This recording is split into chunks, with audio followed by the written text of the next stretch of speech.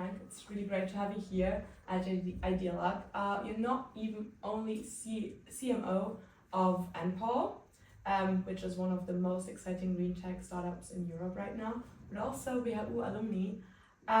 Does it feel a bit like coming home today? Great question. So, I mean, Finance seems familiar, but I mean, it's 7 years ago that I was actually studying on campus, writing my thesis. And back then I was already ready to get to work. And that is also why I was joining Enpal straight out of uni after the bachelor, no masters. And that is why it feels familiar, but over the years, there are less familiar faces compared to the first years after my studying. So it feels like homecoming, but it's more, it's less familiar people-wise than beforehand. Yeah. I understand. What is like your first impressions of Idea Lab this year? Has anything inspired you so far? I don't know. When did you arrive? Maybe just. Yeah. I mean, I arrived yesterday. Ah, okay. I mean, we just had this the morning, so nothing too much happened yet, but I'm looking forward to what is coming over the next 2 days. A lot of interviews, might look into one of the speeches and also to connect with some other entrepreneurs. Nice. We just like talked about it. Your path is quite unusual. I mean, you went right from being a student here at this campus to being a founder and into being in a CMO role at Enpal at just 22. Is that right? Yes. That's quite a leap. What were maybe the biggest challenges you were confronted with, like in such a young age, just diving directly into work in such a big senior role? Yeah. So, I mean, I joined 1 year after Enpal was founded, and it was a really small company. So the role, to be honest, wasn't too senior at the moment when I joined. It was rather this one of many startups, to be honest, not too distinguishable yet. And I just had a great feeling about it, that Mario as a person inspired me, and also the soda industry has huge potential. And it was especially about once the company grew and we made it grew, to grow with the company. Because when you double in size every 3, 6, or 9 months, the company is completely changed. I would say Enpal was a different company every 6 months. So Crazy. yeah, if you have 7 years, was basically 40 A lot of different companies. Yes. I understand. But so it was maybe your luck that it was you were growing with the company basically. Yeah, I mean, people ask me that all the time, like, how do you secure like such a job at such a company? And to be honest, it's quite simple. It was a super small company, so I think it's not too difficult to secure it, a job at a small startup. And it's also about actually contributing to the growth and making the company grow with all the difficulties which will arise, to build a fantastic team, to grow yourself and have the right strategy for the right market environment. Nice. Of course, we can't talk about marketing and all that without mentioning AI. Yes. These days, I mean, we use AI all the time for everything, maybe a bit too much. I mean, how are you and your team using AI when it comes, or like exploring AI tools? And where do you see the biggest impact and biggest potential, but also the biggest challenges? Yeah.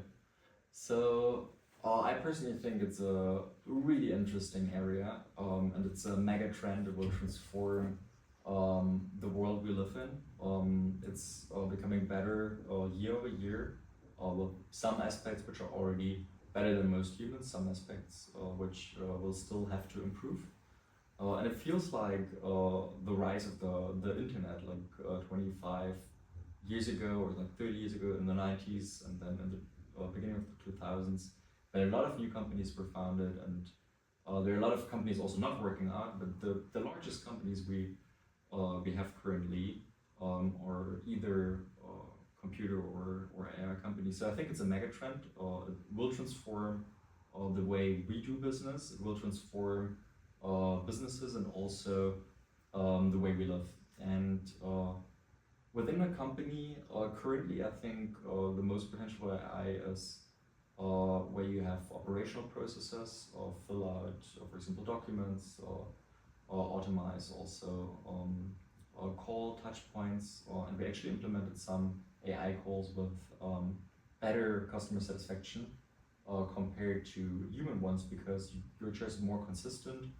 You can reach the person to better times, so you can do multiple calls at the best, easiest time if people get home. But I think for marketing, it is already helpful to sparring with it, to think about campaigns or like a copy, but it's not fully there yet that it can replace true creativity, because also from the technical side speaking, the model is a regression to the mean, so it always gives you the most average answer, which in a lot of cases is good, because the average answer is also the answer which is right, which is low risk. But for creativity marketing, it's average, it's yes. nothing special. Yes, so we didn't solve any new mathematical problem with AI yet, because it's not creative enough. And I believe to like now and in the next years, you probably still need human creativity. We might replace it in some years, but at the moment, it's not going to replace marketing too soon, in my opinion. Yeah, I understand. I mean, we're sitting here on WHU campus, where maybe the next generation of founders will occur. Do you have an advice you would want to give to students who maybe want to become a founder, or like just want to do a big impact? Yeah, I think there are two pieces of advice I personally love. It's embracing your weaknesses and your failures. Mm-hmm. So we all have this little mini me on our shoulder, which tells us we're the hero of our story. And we didn't do the mistake, it was the circumstances, and we're heading on a great path. But to actually reflect on failure and to accept your weaknesses as a character, I think is the most valuable advice for, especially for young people, to get to know oneself. And the second advice is to listen to your gut feeling, because it already got the experience of a lifetime is in your gut feeling, and it goes beyond just a rational pro-contra list. And a lot of people are trying to rationalize everything. They already made the decision in the gut, but then they like come up with arguments. And I think the superior way is to listen to your gut. It's like an instantaneous decision. It's way faster, more effortless, and more accurate. But I think in today's world, we often think too much in rational beliefs and don't use our gut feeling as much as we should. Yeah, I think like when I talk to a lot of, we just had one interview with you before, and gut feeling seems to be a big thing, and I feel like that's something I will take away personally from the whole conversation. To end with, we will come to the 3 quick questions. So it just works like this. I will ask you a question and you will answer really short in 1 sentence, like just short and sharp, okay? You ready? Okay, if you weren't CMO at Enpal, what would you do today? Like a completely different job? Probably found something in the AI space. It is the mega trend which is happening right now. Berlin oder Falmouth? Berlin. And Easy oh, okay. And describe Idea Lab in 1 word. Inspirational. Thank you so much. It was really nice to hear about your story, and it was a kind of a lesson to me. So thank you so much. Thank you for the questions. I learned a lot, and yeah, thank you so much.